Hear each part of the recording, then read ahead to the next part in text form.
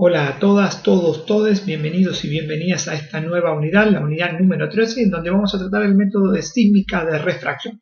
Nos vamos a referir a la geometría de las trayectorias, los perfiles de refracción, las dromocronas y la interpretación de los registros. Una vez más se pueden comunicar con nosotros a través de la plataforma Moodle o por correo electrónico. Vamos a empezar. La sísmica de refracción es un método sísmico que nos permite conocer las velocidades sísmicas de los estratos en el subsuelo, por eso se usa en áreas que son inexploradas. Una vez conocidas las velocidades, se pueden estimar las profundidades que luego van a ayudar a calibrar la información obtenida por sísmica de reflexión. Además, es comúnmente utilizado en los trabajos de ingeniería civil, donde se usa para conocer la estructura superficial y la profundidad del basamento sobre el cual se va a fundar. Una de las contras que presenta es que necesita gran cantidad de explosivo y un tendido lineal muy largo para penetrar relativamente profundo.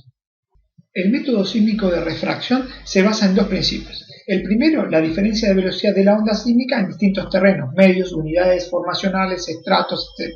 Y la otra es que las ondas, al cruzar una interfaz entre dos medios diferentes, sufren refracción y cambian su dirección en un ángulo cuyo valor depende de la relación entre las velocidades de onda en cada uno de esos medios.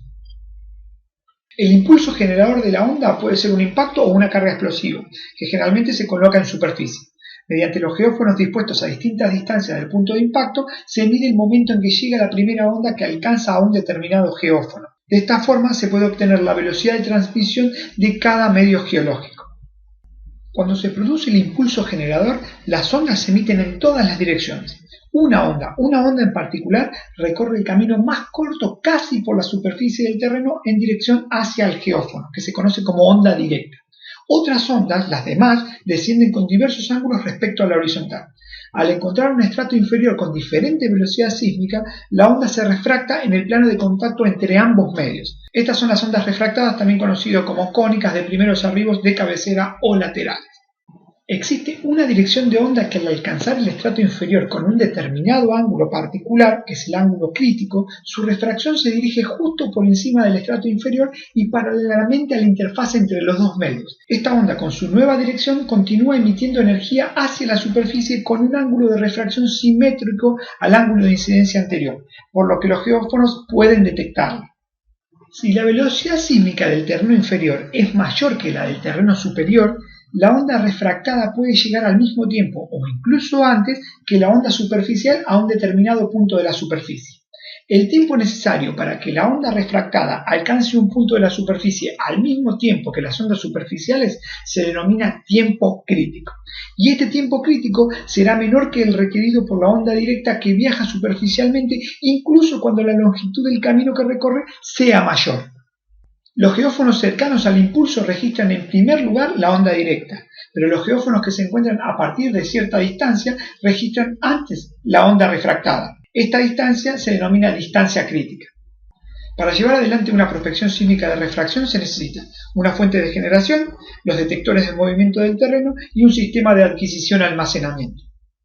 Tiempos interceptados. Estudia las primeras llegadas de las ondas sísmicas producidas por refracción total. Como vimos en geófonos próximos al punto de disparo, las primeras llegadas son de las ondas superficiales u ondas directas. A partir de una determinada distancia, llamada distancia crítica, llegan primero las ondas refractadas. Y para esto necesita que se produzca la refracción total, por lo que la velocidad de propagación en el cuerpo inferior tiene que ser mayor que la del cuerpo superior. Esta es una de las limitantes del método. Por simple registro de los tiempos de llegada y de la distancia entre geófonos, se puede llegar a conocer la velocidad de transmisión de la onda sísmica en el medio inferior. Se puede apreciar el recorrido de los rayos directo y refractado y el punto donde el directo es alcanzado por el rayo refractado, que marca la distancia crítica o quiebre que se verá después en la dromocrona. Fíjense, en esta gráfica sería donde la línea roja cambia de pendiente. Existen dos métodos sencillos para interpretar la sísmica de refracción: por tiempos de intercepción o por distancias de quiebre. Ambos se basan en el mismo principio, que es la lectura de la dromocrona. Dromocrona. La dromocrona es la curva del espacio-tiempo que representa en las abscisas la distancia desde el punto de explosión a los geófonos y en las ordenadas el tiempo de arribo de las primeras ondas, o como se dice comúnmente, los primeros arribos. En el caso más simple existe un único plano refractor. En ese caso se generan dos rectas, una que pasa por el origen, que corresponde a las ondas directas, y otra para las ondas refractadas.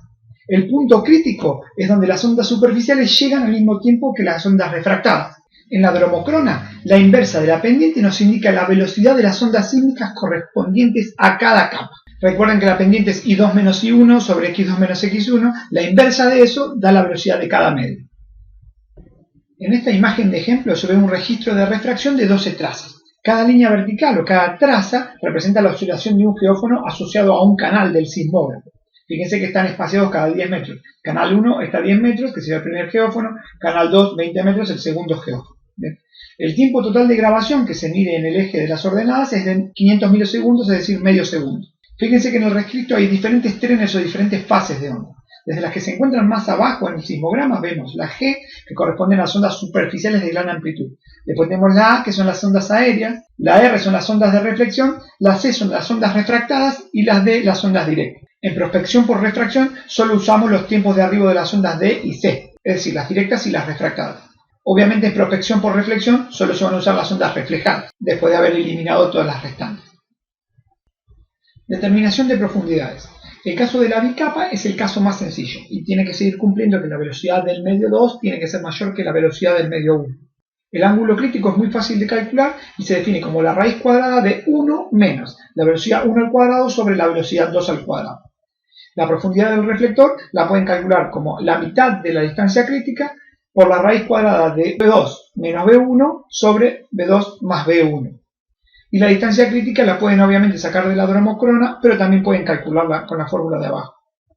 Para el caso de la tricapa, debe cumplirse aún que la velocidad del medio 3 tiene que ser mayor a la velocidad del medio 2 y tiene que ser a su vez mayor que la velocidad del medio 1. En este caso sacamos la profundidad del primer reflector y el truco está en que el espesor de la segunda unidad va a ser igual a la profundidad de la segunda superficie de refracción menos la profundidad de la primera superficie de refracción. Caso de la capa busante. Para poder determinar el buzamiento de una capa por medio de sísmica de refracción es necesario entender el concepto de velocidad aparente. ¿Y a qué se refiere esto? Si nosotros tenemos que ir en la figura superior desde A hasta D, la distancia que recorremos es la misma que para ir desde D hasta A. Y si la velocidad de los medios es la misma, el tiempo que usamos para hacerlo es el mismo. Por eso en el gráfico de abajo está representado con TU el tiempo final, que es una línea horizontal punteada arriba de todo, que dice que ese tiempo es el mismo para los dos caminos. Sin embargo, cuando vamos desde A hacia D, pasamos menos tiempo en el estrato inferior que si vamos desde D hacia A. Fíjense que si hacemos una detonación en A y registramos con una serie de geófonos, vamos a tener de la figura de abajo la dromocrona que va de izquierda a derecha. Por el contrario, si hacemos una detonación en D y registramos en la dirección de A, vamos a tener la dromocrona que va desde la derecha hacia la izquierda. Y esas dos dromocronas tienen una misma pendiente para la capa superior. Fíjense que si ven inclinan en sentidos opuestos tienen la misma pendiente. No pasa lo mismo con las pendientes que representarían a la capa inferior. Esto se soluciona corriendo un doble perfil, es decir, haciendo un registro desde A hacia D y luego uno desde D hacia A. Con eso podemos obtener el valor de la inclinación de la capa. No tiene sentido que les lea las fórmulas, pero pueden ver en cada una de ellas cómo determinar cada parámetro de una capa busante. El problema de los niveles ocultos, zonas ciegas o blind zones. En todos los casos anteriores hablamos de secuencias geológicas normales para evitar encontrarnos con niveles ocultos. Los niveles ocultos se dan por situaciones geológicas particulares, pero hay 4 casos típicos. El primer caso, el de la figura A, es cuando la velocidad del medio 2 es inferior a la velocidad del medio 1. En ese caso no hay refracción. En la figura B tenemos una velocidad del medio 2 que es igual a la del medio 1. En ese caso tampoco hay refracción. También puede suceder que el estrato 2 es demasiado delgado en relación a la longitud de onda incidente y por eso pasa inadvertido, no se puede registrar. Y por último puede ser que la distancia entre geófonos sea muy grande en relación con el espesor de la capa. Otros casos, dromocronas que responden al contacto lateral de falla. Y esta imagen nos muestra cómo se ve una dromocrona en un contacto lateral entre materiales de diferente velocidad que están aflorados en superficie. Correcciones en sísmica de refracción. Son altimétricas de tipo estáticas. En ciertos casos, en especial si se trata de correlacionar datos de distintos registros sísmicos de refracción, el método puede requerir correcciones motivadas por 2 causas. La corrección por elevación corrige las variaciones en el tiempo de arribo de las ondas debido a las diferencias de altura entre el lugar de disparo y los geófonos. El procedimiento de corrección implica establecer un datum sobre el cual ubicar la fuente y el receptor, y luego sumar o restar el tiempo incremental. La velocidad de referencia será la de la capa superior. Corrección por capa meteorizada. Esto remueve las diferencias de tiempo de arribo producidas por la zona superficial meteorizada, que es de baja velocidad, cuyo espesor suele variar de un lugar a otro. Esta capa se denomina con el nombre de weathering. En sísmica de exploración es común perforar la zona meteorizada hasta encontrar una capa de dureza considerable. Actualmente esta corrección se hace automáticamente por medio de programas adecuados. Ripabilidad de los suelos. Una aplicación muy conocida de las velocidades sísmicas es la determinación de la ripabilidad, que es la facilidad con que se puede excavar un suelo utilizando maquinaria. En 1958, la empresa Caterpillar, desarrolló el uso de velocidades sísmicas determinadas a partir de experimentos de refracción de superficie para producir una tabla de la capacidad de ripabilidad. Usando esto, los contratistas pueden estimar la facilidad para excavar un tramo de tierra o remover una determinada cantidad de material utilizando maquinaria.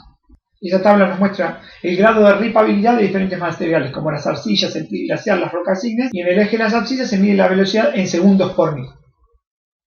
Esto es todo para la unidad número 13, es un breve resumen de los contenidos que van a encontrar extensamente desarrollados en los apuntes complementarios.